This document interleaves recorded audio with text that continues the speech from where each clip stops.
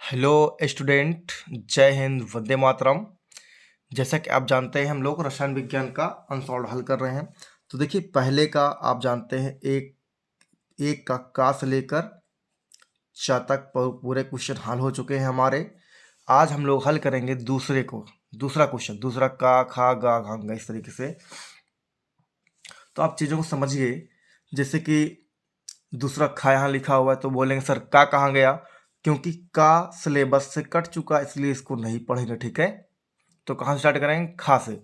खा के बाद गा है, गा के बाद घा भी कट चुका है तो इसको भी नहीं पढ़ेंगे। का और घा कट चुका है तो क्या पढ़ेंगे?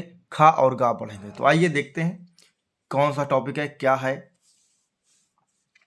तो देखिए, कह रहा है, सवाल है, भारा अनुसार 30% ग्लिसरॉल, भारा अनुसार 30% ग्लिसरॉल, सूत्र होता है बच्चों C3H8O3 के जलीय विलयन में ग्लिसरॉल के मोल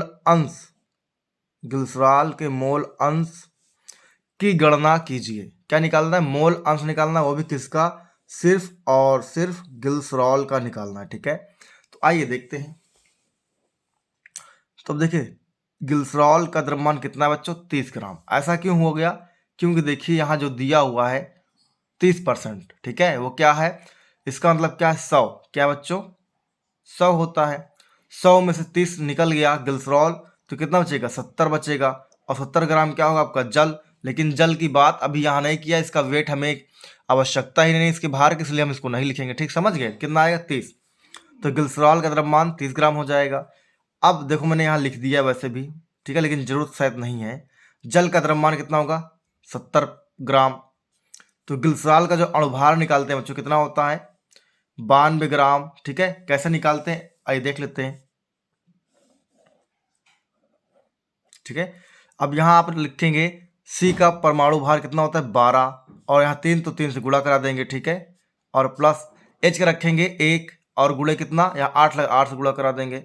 और ओ का होता है 16, कितना होता है? 16, यहाँ 3 लगा, 3 से गुणा कराएंगे तो 12 तियाई 36, 8 एक नम 8, 16 तिया 48 हो जाएगा। ठीक है, अब देखिए 8 8 16, 16 और 6 22 का 2, हंसी लाया 2।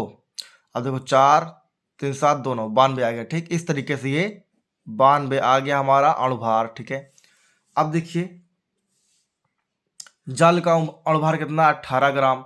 तो बहुत आसान, जल का भी देखिए निकाल लीजिए, यहीं पास निकाल देते हैं। एच का होता भी 1, और गुणे 2 लगा देंगे। ओ का होता है 16, तो 16 लिख देंगे। बताओ कितना होगा? 2 एक नम 2 और प्लस 16 मिल कितना हो गया बच्चों? 18 हो गया। ठीक, तो आसानी से आ गया। अब क्या निकालेंगे? मोलों की संख्या निकालेंगे। ठीक है, तो ग्लिसरॉल के मोलों की संख्या होगा Na कर दिया, या आप स्मॉल n नहीं कर सकते हैं, इसके तरफ क्या कर सकते हैं? स्मॉल n, क्योंकि क्या करना है? ग्लिसरॉल क्या है? विलेय हमारा है। तो यहाँ इसका भार कितना होता है? ये भार बटे अणुभार होता है। भार 30 है, अणुभार कितना है? 92 ग्राम। तो इसको बच्चों भाग करें, कितना आएगा? 0.33 आएगा। ठीक है, 0.33 आएगा क्या? आपके ग्लिसरॉल के मोलों की संख्या। तो आइए आगे देखते हैं। तो देखिए, अब यहाँ निकाल लेंगे हम लोग जल के मोल की संख्या। जल के मोलों की संख्या, जल क्या है? विलायक हमारा, तो इसके सामने हम लिख सकते हैं कैपिटल N। क्या लिख सकते हैं? Capital N। तो कितना भार? 70 बटे भार कितना? 70, अणुभार कितना? 18। तो यहाँ लिख देंगे भार 70, अणुभार 18, भाग करें कितना आएगा? 3.89 आ जाएगा। भार कितना होगा? 3.89 हो जाएगा। ठीक है, अब ये क्या है आपको बताएगा? स्मॉल एन विलेय है, मतलब ग्लिसरॉल का है। फिर स्मॉल एन, और ये एन भी क्या है? विलेय का है। और ये क्या है? कैपिटल एन हमारा। ठीक है, तो मान रख दिया जाएगा यहाँ। स्मॉल एन का है, ये ग्लिसरॉल का मान रखा जाएगा बच्चों 0.33, और बटे फिर विलेय यानी विलायक यानी जल का रखेंगे 3.89, और प्लस विलेय का फिर रख देंगे 0.33। अब इसको आप जोड़ लेंगे, 9 3 12 का 2 होता है, हासिल आया 1, और 8 3 11 और 12 का 2 हासिल आया 1, 3 1 4। तो यहाँ लिख देंगे 0.33 बटे 4.22। इसको जब भाग करें कितना आएगा बच्चों? 0.78 हो जाएगा। या फिर आप जानते हैं आप इतना आंसर दे सकते हैं, ठीक है।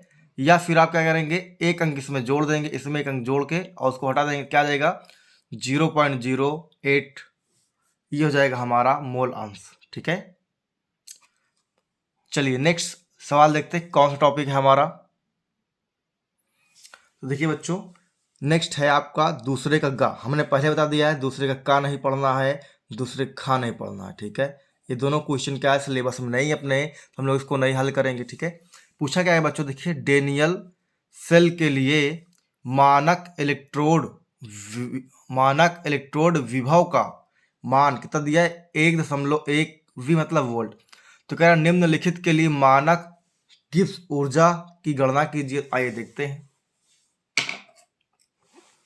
तो सबसे पहले आपका ये सवाल समीकरण दिया हुआ है कि Zn सॉलिड अवस्था में है, कॉपर अपना आयनिक रूप में है और जिंक फिर आयनिक रूप में है और ये कॉपर ठोस अवस्था में, ठीक है।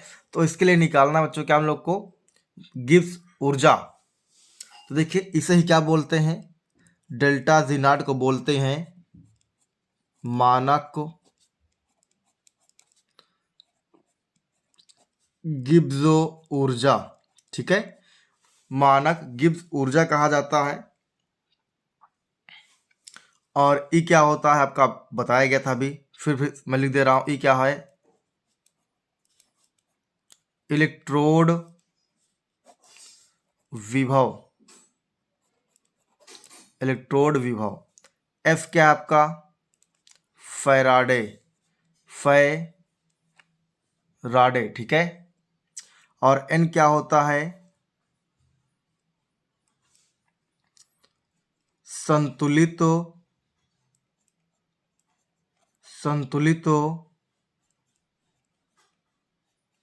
आवेशों की संख्या, संतुलित आवेशों की संख्या, ठीक है।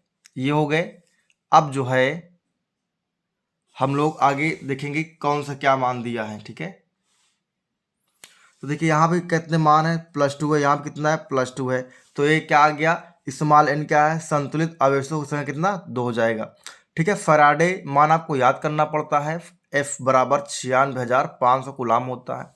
और ई नॉट सेल जो है आपका दिया हुआ है सवाल में कितना, ये देखिए 1.1 वोल्ट दिया हुआ है। और डेल्टा जी नॉट आपको फाइंड आउट करना, ठीक है बच्चों। तो आइए इसे सूत्र पे रखते हैं और उत्तर आता है अपना जल्दी से। तो देखिए यहाँ माइनस है, यहाँ एन का मान 2 है, 2 रख देंगे और गुणे एफ का मान 96,500 रख दिया जाएगा और गुणे ई नॉट सेल का मान रख देंगे 1.1 रख दिया जाएगा। अब उसके बाद क्या होगा, डेल्टा जी बराबर, इसको जब गुणा कराएंगे 2 से कराएंगे तो कितना आ जाएगा, 1,93,000 आ जाएगा। देखिए 5 दूना 10 का 0 हासिल आया 1, 6 दूना 12 का 13 का 3 हासिल आया 1, 9 दूना 18 का 19, इतना आ गया और गुणे 1.1 हो जाएगा। और फिर बच्चों जब इसको गुणा कराएंगे तो क्या आएगा, 212,300 इतना आ जाएगा, ठीक है। तो यही हमारा क्या होगा, डेल्टा जी नॉट का आंसर हो जाएगा। क्या हो जाएगा बच्चों, डेल्टा जी नॉट का ये आंसर हो जाएगा।